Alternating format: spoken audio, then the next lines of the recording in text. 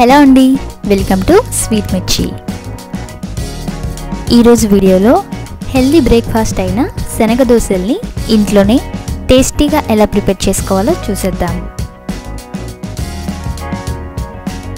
దీన్ని ప్రిపేర్ చేయడానికి బౌల్లో 1 కప్పు పచ్చి శనగల్ని తీసుకోండి. శనగలు హెల్త్కి చాలా మంచివి. వీటిలో విటమిన్ బి, ప్రోటీన్, ఫైబర్ ఎక్కువగా ఉంటాయి. ఇప్పుడు మరొక బౌల్ తీసుకొని ఇందులో 1/2 కప్ రైస్ని యాడ్ చేసుకోండి. 1 కప్పు శనగలకి 1/2 కప్పు రైస్ తీసుకుంటే సరిపోతుంది.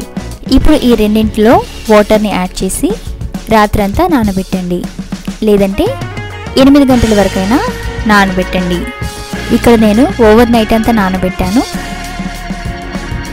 ఇప్పుడు వీటిని బాగా వాష్ చేసి రెండింటిని కలిపి మిక్సీ జార్లోకి తీసుకోండి. వీటితో పాటుగా కట్ చేసి పెట్టుకున్న 2 పచ్చిమిర్చి అలాగే 1 ఇంచ్ అల్లంని యాడ్ చేయండి. తర్వాత రుచికి సరిపడా ఉప్పుని కూడా యాడ్ చేసి కొద్దిగా వాటర్ని కూడా యాడ్ చేసి గ్రైండ్ చేయండి.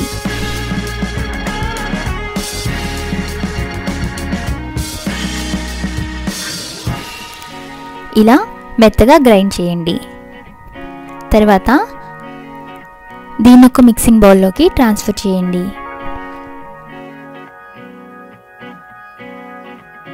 ఇలా బౌల్లోకి ట్రాన్స్ఫర్ చేసిన తర్వాత కొద్దిగా వాటర్ని యాడ్ చేస్తూ కన్సిస్టెన్సీని అడ్జస్ట్ చేయండి. ఇలా పలుచగా దోశ పిండి కన్సిస్టెన్సీలో ఉంటే సరిపోతుంది. ఇప్పుడు స్టవ్ మీద ప్యాన్ పెట్టి హీట్ చేయండి. ప్యాన్ హీట్ అయిన తర్వాత దోశ పిండి వేసి స్ప్రెడ్ చేయండి. శనగలు హార్ట్కి చాలా మంచివి. అలాగే ఈ దోశని షుగర్ పేషెంట్స్ కూడా బ్రేక్ఫాస్ట్లో తీసుకోవచ్చు.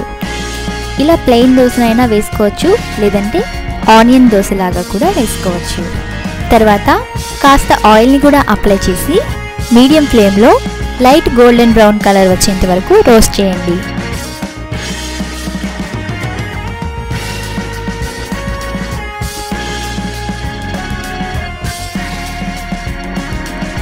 దోశ లైట్ గోల్డెన్ బ్రౌన్ కలర్లోనికి వచ్చేసింది.